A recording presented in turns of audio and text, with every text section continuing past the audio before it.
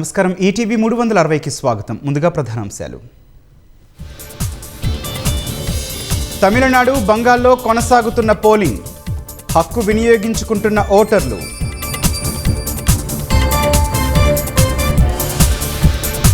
మధ్యాహ్నం సీఎం అధ్యక్షతన మంత్రివర్గం భేటీ.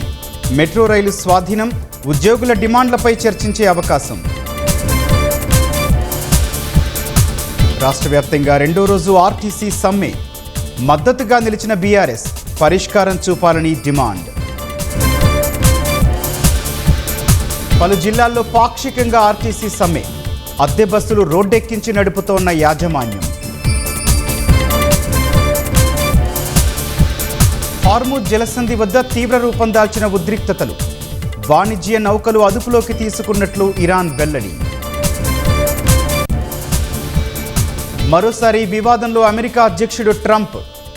మైఖేల్ సావేజ్ చేసిన జాత్యహంకార వ్యాఖ్యలు సమర్థించడంతో దుమారం.